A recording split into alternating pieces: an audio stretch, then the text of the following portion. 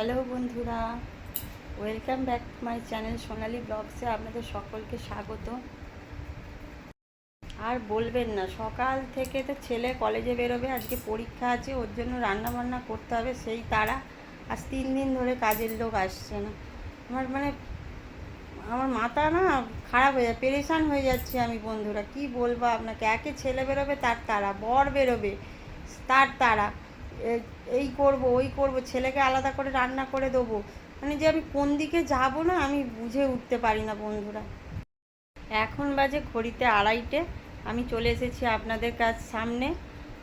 আমি রান্না বান্না দেখাবো আজকে কি রান্না বান্না করেছি।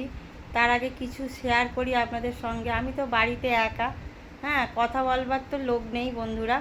আপনাদের সঙ্গেই কিছু কথা আমি শেয়ার করি রোজই। ঘরে বয়স্ক শাশুড়ি, তার মধ্যে আছে এক প্রতিবন্ধী ননদ।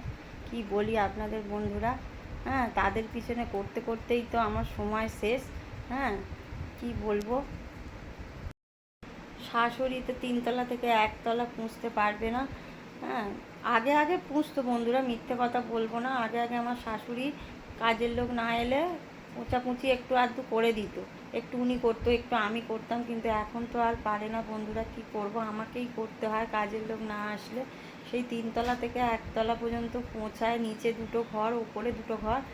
ভাবছেন আমি গালগপ্প করছি না বন্ধুরা, আপনাদের আমি দেখাবো একদিন, আমার পুরো বাড়িটা ঘুরিয়ে আপনাদের একদিন দেখাবো।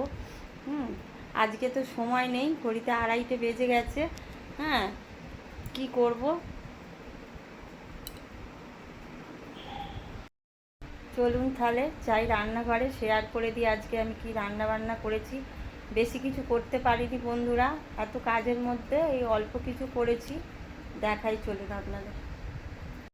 আছে গরম গরম সাদা ভাত, আর আছে এই 2 রকম ভাজা, গোল গোল করে লাল লাল ঝাল ঝাল আলু ভাজা, চিচিঙে ভাজা, আর এই দেখুন বাঁধাকপির তরকারি নিরামিষিতে ঘি মিষ্টি দিয়ে, আর এই যে মুগের ডাল, চাটনি, একদম জেলি জেলি হয়ে গেছে দেখুন চাটনিটা, আর এই শেষে আছে পাঁপড়। এই হচ্ছে আজকে